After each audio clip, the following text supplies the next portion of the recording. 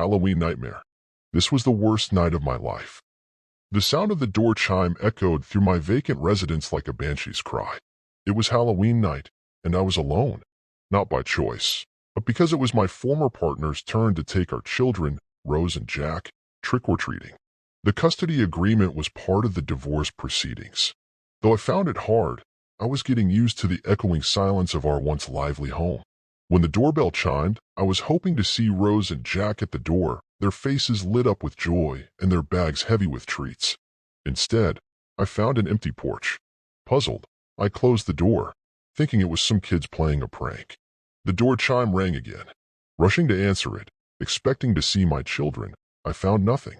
Just the chilling October wind that seemed to whisper their names. This repeated throughout the night, the door chime ringing, and each time, there was no one there. By midnight, I was frustrated, frightened, and worried about my children.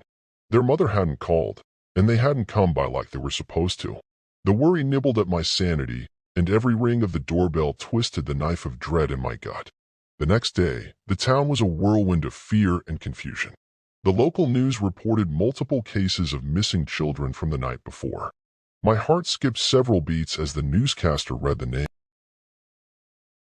Halloween Nightmare Part 2. My heart skipped several beats as the newscaster read the names of the missing, but, to my relief, Rose and Jack weren't among them. Still, the relief was fleeting. I tried calling my ex and the kids but was met with voicemail each time. Panic gnawed at my insides, leaving me a hollow husk of a person. I decided to drive over to my ex's place, desperate to know where our children were. When I arrived, the house was eerily silent. There were no sounds of laughter, no television noise, no signs of life. The windows were dark, the front lawn strewn with Halloween decorations. I banged on the door, praying for an answer, but none came. I called out for my children, but my voice was swallowed up by the ominous silence. A chilling realization started to creep up on me. Something was terribly wrong. I broke down the door, and what I found inside froze the blood in my veins. The house was empty, eerily quiet, and there was a coldness to it that seemed to seep into my bones. My ex was nowhere to be found. The kids' rooms were untouched, their beds unslept in. It was as if they disappeared into thin air. Suddenly, I remembered the doorbell, the incessant ringing from the night before. A feeling of dread settled over me. Were my kids trying to reach me? Why couldn't I see them? Why were they now missing? The question swirled in my head, intertwining with the fear and the crippling uncertainty. The silence of the house echoed the silence in my life without my children, and it was the most horrific thing I'd ever experienced. With trembling hands, I dialed the police, reporting my children and their mother missing. As I sat in the empty house, the dim light from the setting sun casting long, menacing shadows, the door chime rang again. But this time, I was terrified to answer. My life had taken a horrifying turn. The door chime, once a symbol of my children's happiness and innocence, had now turned into a monstrous, chilling sound that echoed the emptiness and terror of my life. Days turned into weeks, and there was still no sign of Rose, Jack, or their mother. The police were at a loss. They'd searched the house, the surrounding areas, spoken to neighbors, but all leads hit a dead end. Every night, I returned to my empty home, the silence deafening, the door chime haunting me.